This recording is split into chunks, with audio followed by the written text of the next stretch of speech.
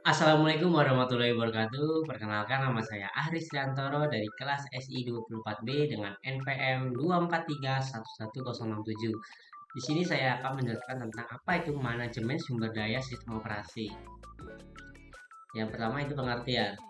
Jadi manajemen sumber daya pada sistem operasi adalah proses pengaturan dan pengendalian semua sumber daya komputer agar dapat digunakan secara efisien dan adil oleh berbagai program dan pengguna.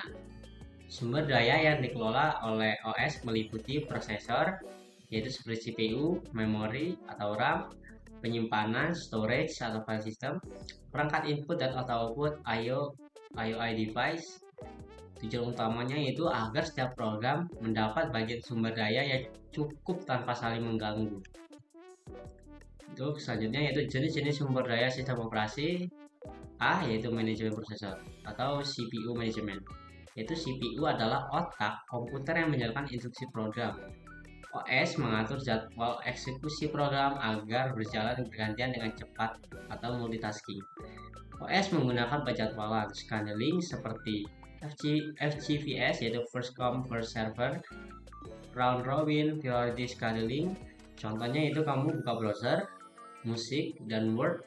OS membagi waktu CPU agar ketiganya berjalan mulus. Yang B yaitu manajemen memori atau memory management.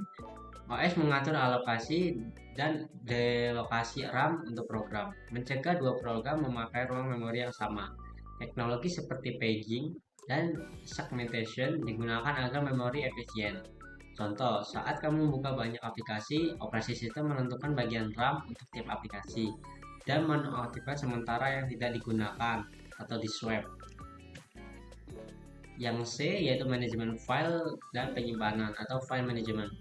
OS mengatur penyimpanan data pada hard disk ataupun SSD, mengatur pembuatan, penghapusan, dan akses file serta direktori, menyediakan struktur hierarki folder agar mudah dipahami. Contoh, sistem operasi tahu di mana lokasi file kamu disimpan, seperti di documents atau di download. Selanjutnya yaitu D, yaitu manajemen perangkat input output IOI management, mengontrol perangkat seperti keyboard, mouse, printer, speaker, dan lainnya.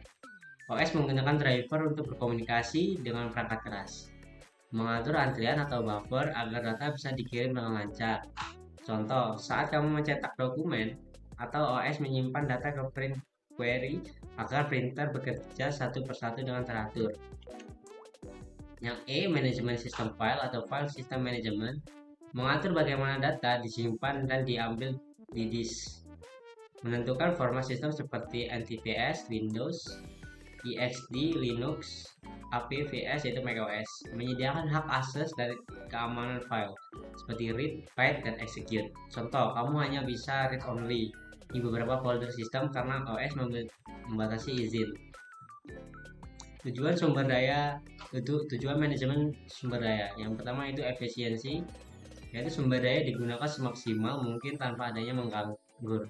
Yang kedua adalah keadilan atau fairness, semua proses mendapat jatah sumber daya secara adil. Yang ketiga itu keamanan, melindungi data dan proses dari gangguan program lain. Yang keempat adalah keandalan atau reliability, sistem tetap stabil walau banyak program berjalan. Dan yang kelima kemudahan atau convenience, pengguna tidak perlu mengatur sumber daya secara manual. Cara OS mengatur yaitu sumber daya, yaitu CPU, fungsi OS itu menjalankan proses serta aktivitas menjalankan banyak aplikasi bersamaan. Sumber daya selanjutnya adalah RAM, fungsi OS mengalokasikan memori, contoh aktivitasnya mengatur ruang untuk program. Sumber daya selanjutnya ada disk, fungsi OS-nya mengelola file dan folder, contoh aktivitasnya menyimpan dokumen pengguna. Sumber daya selanjutnya itu IO device, fungsi OS-nya mengatur input output, contoh aktivitasnya seperti menerima perintah dari keyboard. Kesimpulan, sistem operasi berperan penting sebagai manajer sumber daya komputer. Ia memastikan setiap komponen berjalan harmonis, efisien, dan aman. Tanpa pengelolaan yang baik, sistem bisa macet atau hang atau lambat. Manajemen sumber daya yang baik membuat pengalaman pengguna lebih stabil dan cepat. Mungkin itu saja yang bisa saya sampaikan tentang manajemen sistem operasi. Saya akhiri. Wassalamualaikum warahmatullahi wabarakatuh.